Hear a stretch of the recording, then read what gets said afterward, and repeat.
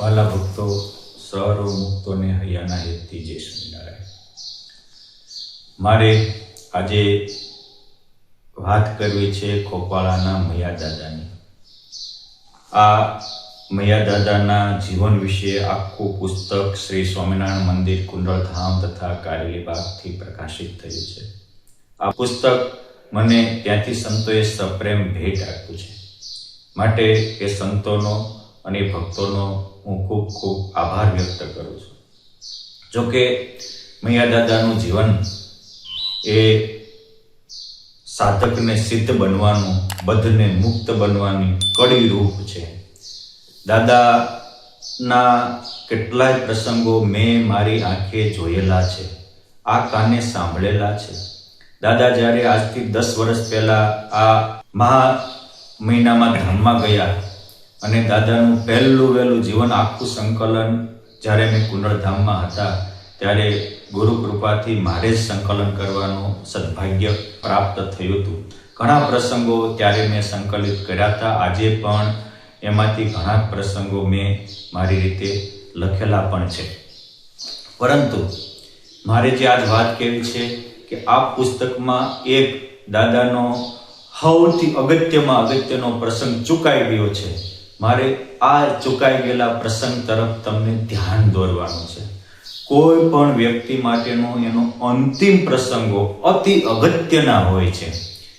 ભગવાન સ્વામિનારાયણની અંતર્ધ્યાન લીલા એ એક દિવસના પ્રસંગ આપણા દરેક ગ્રંથોમાં જાણે એક વર્ષના પ્રસંગો એટલે લીલા એક દિવસ માટેની લખાયેલી છે. કેમ છે? એ અંતિમ પ્રસંગ છે. કોઈ મોટા મુક્ત હોય એનું પણ અંતિમ પ્રસંગો, અંતિમ ઉદ્ગારો અતિ મહત્વના હોય છે. કેમ જે અંતિમ વખતે ઈશ્વર આપણી પાસે આખા જિંદગીનો હિસાબ લેતા હોય છે. અંતિમ સમય અને અંતિમ ઉદ્ગારો એ જે કોઈ મહાપુરુષો હોય એના જીવનના નિચોડ રૂપ હોય છે. દાદા આમાં પણ પ્રસંગો લખ્યા છે અને દાદા પણ ઘણીવાર કહેતા હતા કે હું રામા અવતારમાં પણ હતો, ભગવાન રામચંદ્રજીને પણ મળેલો, કૃષ્ણ અવતારમાં પણ હતો, ઉદ્ધવજી સાથે હું સેવા કરતો હતો. અરે ભગવાન સ્વામિનારાયણના વખતે પણ એવું દાદા કહેતા હતા, હું ત્યારે ગઢપુરમાં પણ હતો, પરંતુ મારી કોઈ કસર રહી ગઈ એટલે ભગવાને મને પાછો અહીંયા ખોપાળામાં હરખા બાપાને ત્યાં ગાબાણી પરિવારમાં જન્મ આપ્યો છે. અને આ પ્રસંગો આ ગ્રંથમાં પણ લખાયા છે. મારે એ કહેવું છે કે શું પ્રસંગ હતો અને શું કસર હતી અને દાદા ઉપર ભગવાને કેવી મોટી કરુણા કરી. દાદાનો નેચર એવો હતો કે એકવાર જે પકડાય એ પછી છૂટતા વાર લાગે. અમે જ્યારે ખોપાળામાં હતા અને 1989માં ખોપાળામાં ગયા, હું પણ એના એન્ડ ભાગમાં જન્માષ્ટમીએ સાધુ થવા આવ્યો. પછી તો ખોપાળામાં 16 વર્ષ સુધી રહ્યા.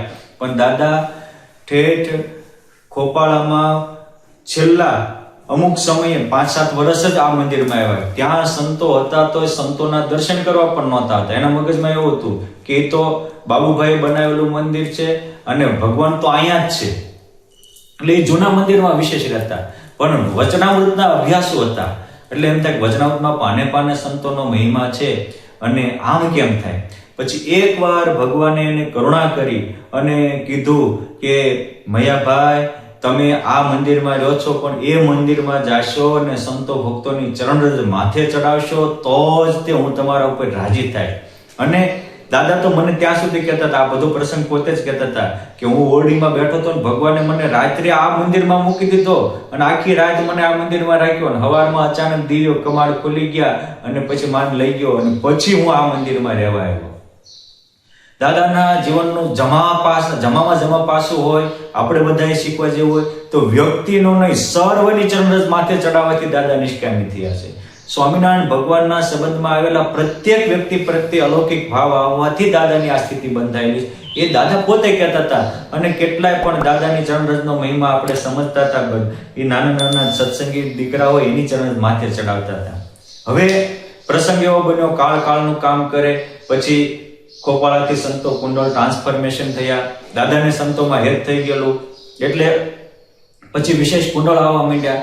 ત્યારે દાદાના જીવનમાં એક ભૂલ થઈ કે એવું બોલવા માંડ્યા કે હવે ભગવાન ખાલી કુંડળમાં જ છે, ખોપાળામાં વગેરે સ્થાનમાં નથી, આવું બોલતા હતા.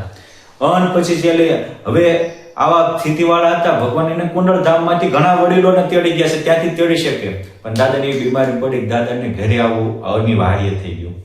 ઘરે આવ્યા, ડોક્ટર હિંમતભાઈ, એમના દીકરા કાનજીભાઈ, એમનો દીકરો ભરત, કાનજીભાઈનો દીકરો વગેરે સેવા કરતા હતા. પછી એક દિવસ આ વસ્તુ હું બોલું છું અને તમે સાંભળો છો એવું નહીં, મેં એમના દીકરા કાનજીભાઈ સાથે પણ ફોનમાં વાત કરી છે, ત્યાંના અનુભવી દાદાની સેવામાં રહેલા ભક્તોએ પણ કહ્યું છે, અને ખોપાળા મંદિરમાં સેવા કરનારા અત્યારે હરિકૃષ્ણ સ્વામી, નિર્મળ સ્વામી વગેરે છે, નિર્લેપ સ્વામી છે, બધા સાથે વાત કરી પ્રૂફ કરીને આ બોલું છું. કોઈ કારણોસર આ લેખકોને એ ચેપ્ટર છૂટી ગયું છે, પરંતુ જો પુરુષોત્તમને પામવું હોય તો મારા તમારા માટે એ ચેપ્ટર અનિવાર્ય છે. એટલે હું કહું છું કે દાદા ત્યાં ગયા, મહારાજ એને એના જીવનમાં અનુભૂતિ આપતા, એટલે અનુભવ તો આપતા, પણ દરવાજે ઉભા રહે. પછી એકવાર એમની સેવામાં ભક્તો હતા, એમને પૂછ્યું કે મહારાજ મારી પાસે આ હવે પાસે નથી આવતા. પહેલા તો ભગવાન મારે સાથે બેસતા હતા, જમતા હતા, ઘણીવાર પોતાના અંગોમાં પણ એને ભગવાનની ફિલિંગ થતી હતી, મહારાજ દૂર રહેશે, મારી હું ખામી છે, આવું પૂછ્યું. ત્યારે ભક્તોએ જ એને કીધું કે તમે ભગવાનને જ પૂછી લો ને. પછી ભગવાન આવ્યા, ત્યારે બીજે દિવસે પૂછ્યું, પ્રભુ કેમ તમે દૂર રહો છો, કેમ હજુર નથી થતા? મહારાજ કે તમે એવું બોલો છો કે ભગવાન તો ખાલી કુંડળમાં છે, અહીં ખોપાળા મંદિરમાં નથી. માટે ઈ આંટી છોડો, એ દ્વેષ છોડો. જો આવા સ્થિતિવાળા હોય તો પણ કોઈ પ્રત્યે ગૌણ ભાવ થાય, એ પુરુષોત્તમને નહીં ગમતું. પુરુષોત્તમ નારાયણ તો હોના છે. તમે જાઓ એ મંદિરમાં અને એ મંદિરમાં જઈ અમારા દર્શન કરો, ત્યાંના સંતો ભક્તોની ક્ષમા યાચના કરો. પછી દાદા એ ખોપાળાથી જ્યારે છેલ્લી ઉંમરમાં 101 વર્ષ 2 વર્ષ સુધી જીવ્યા, એમાં છેલ્લા મહિનાઓ સુધી રોજે સવારે 8 વાગે મંદિરે જતા હતા. ત્યાં નિર્લેપ સ્વામી, હરિકૃષ્ણ સ્વામી, નિર્મળ સ્વામી બપોરે દાદાને જમાડતા હતા અને 4 વાગ્યા સુધી રહેતા હતા. ક્યારેક ડોક્ટર હિંમતભાઈ મંદિરે મૂકવા જતા હતા, મોટા ભાગના એમના દીકરા કાનજીભાઈ મૂકવા જતા હતા, સાંજે એમનો દીકરાનો દીકરો ભરત અને ક્યારેક કાનજીભાઈ લેવા જતા હતા. આમ ત્યાં એ મહિનાઓ સુધી રહ્યા અને એક એક નાના સંતો પાર્ષદોને જે રીતે કુંડળના સંતો ભક્તો પ્રત્યે સદભાવ રાખતા એ જ કહેતા હતા અને કહેતા હતા, સંતો મારાથી ચરત ચૂકથી બોલાઈ ગયો, અહીં ભગવાન નથી તો મને ક્ષમા કરજો, તમારા પ્રત્યે કંઈક બોલાઈ ગયો હોય તો ક્ષમા કરજો, તમે મને ક્ષમા આપશો ત્યારે ભગવાન મને ધામમાં તેડી જશે. હજો એ વખતે ખોપાળા મંદિરમાં જે પૂજ્ય લક્ષ્મીપ્રસાદ સ્વામીના મંડળના સંતો સેવા કરતા હતા, એ જૂના આચાર્ય મહારાજના પક્ષમાં હતા અને પક્ષાપક્ષીને કારણે પણ જો શ્રેષ્ઠ દેશની આંટી પડી તો એ પુરુષોત્તમ નારાયણને છોડાવી. દાદા કહેતા હતા કાંઈક કસર હશે એને કારણે આ મારો જન્મ આવ્યો. સમજવા જેવું છે કે બીજી કસરને ભગવાન ટાળે છે, પરંતુ કોના પ્રત્યે સહેજ દ્વેષની આંટી હોય એ કસરને ભગવાન જન્મ મરણમાં ફેરવી નાખે છે. રામા અવતાર વખતના ભરતજી રામ ભગવાનને મળવા જતા અને 2 એના સૈનિકોએ એક ઋષિની ઝૂંપડી તાણી હતી અને એ ઋષિને આંટી બંધાણી હતી. એ ઋષિ જન્મો જન્મ બાપ દીકરા થતા એકબીજાના વેર વાળતા. ભગવાન સ્વામિનારાયણ વખતે એ વિસનગરના જુમખરામને મુંગટરામ થયા અને મુંગટરામના ધામમાં જતા પહેલા 10 દિવસે એની ઉપર પણ પરમાત્માએ કૃપા કરી અને કહ્યું કે આ તમારા માતા પિતા છે, એ તમારા પૂર્વજન્મમાં તમારા એવી આંટી પડેલી છે, માટે છેલ્લે તમારી સેવામાં ન આવે તો સારું, નકર કંઈક અનિષ્ટ થાય છે. પરંતુ માતા પિતાનો જીવ મારા દર્શન દઈ ગયા અને 9મા દિવસે બીમાર પડ્યા ત્યારે એના પિતા પાસે આવ્યા તો બેટા મુંગટ શું થયું? એને ઠેકડો મારી અને એના બૈતાને ગાલે બટકું ભરી લીધું અને લોચો કાઢી નાખ્યો. પછી કે હાશ હવે વેર વળ્યું. મારે વાત કેવું છે કે ત્યાં ઝુમખરામય આવી ગયા કે શું હતું, પછી એને પૂર્વ જન્મની કહાની કહી. મારે કેવું છે કે ભરતજીને મૃગલીમાં રાગ થયો તો 3 જન્મે છૂટી ગયા. પેથાપેરના વરાખેરને મારે તો દીકરો નહીં પણ દીકરીને દીકરો નહીં, આવશે દીકરીના દીકરાનો રાગ રહ્યો તો 1 જન્મે છૂટ્યો. પણ એ મુંગટરામને ઋષિ હતા, સાધુ હતા, પણ દ્વેષ હતો તો રામા અવતાર વખતના જન્મ ધરવા પડ્યા. મયા દાદાના જીવનમાં પણ આવું કંઈક દેખાય કે આવું હતું. એ પણ પુરુષોત્તમ નારાયણે કેવળ ને કેવળ કરુણા કરી અને દાદાને જે બીજા પ્રત્યે ગૌણ ભાવ થયો હતો એ છોડાયો અને પછી પોતાના અંતરમાં મૂર્તિ સ્થિર થઈ. આ આપણે એ સમજવા જેવું છે. આજે ઘણા ગ્રુપવાદમાં, ગુરુવાદમાં, મંડળવાદમાં અમે હારા અને બીજા નઠારા આવું કહેતા હશે, એની માટે યાદ રાખજો જન્મ મરણ ઊભા છે.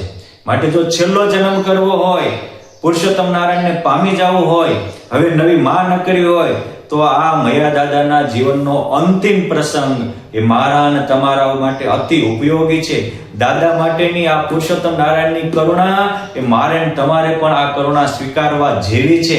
જ્યારે મયા દાદા તો એવા કૃપા પાત્ર હતા, ભગવાન એની હારે વાતો કરતા હતા, એટલે ભગવાને એની આંટી છોડાવી, એટલે એ છોડાવી એ મારા ને તમારા હિત માટે છે. એ તો આંટી છોડી અને એ ખોપાળા મંદિરમાં છેલ્લે ગયા, રહ્યા અને જેનો દ્વેષ કરતા એના જ હાથનું જમ્યા અને પછી મારા ધામમાં તેડી ગયા. પણ મારે ને તમારે સમજવા જેવું છે, આજે સંપ્રદાયમાં જે મૂળ પરમહંસોની પરંપરા હતી એને છોડીને ઘણા પંચવર્તમાન પાળનારા સાધુઓ પણ ખોટી આંટીઓ ઊભી કરાવે છે.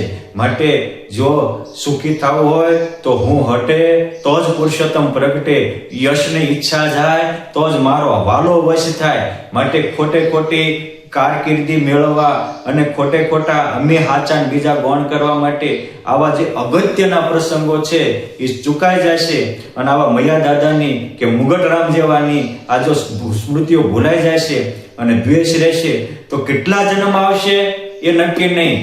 આ પોતે કહેનારા કે હું રામ ભગવાન વખતે હતો, કૃષ્ણ ભગવાન વખતે હતો, ભગવાન સ્વામિનારાયણ વખતે હતો, પરંતુ જે ભૂલો થતી હતી એ થતી હોય તો મારે તો જન્મ પછી જન્મ ચાલ્યા રાખે.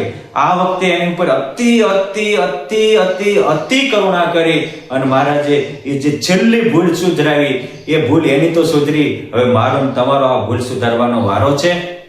આપણે પણ ભગવત સંબંધે સૌમાં દિવ્ય ભાવ રાખીએ, ભવ્ય ભાવ રાખીએ અને મયા દાદાની જેમ હવની ચરણરજ માથે ચડાવી નિર્વાસનિક થઈ ડંકો વગાડી અને મહારાજના ધામના અધિકારી બનીએ, પુરુષોત્તમ નારાયણ જેવો પરમાનંદ પામી પૂર્ણકામ બનીએ એવી શક્તિ, ભક્તિ અને સમજણ મારામાં પ્રથમ આપે, આપણા સૌમાં આપે એવી વાલા મહારાજ, મયા દાદા અને સર્વે મુક્તોના ચરણોમાં પ્રાર્થના. જય સ્વામિનારાયણ.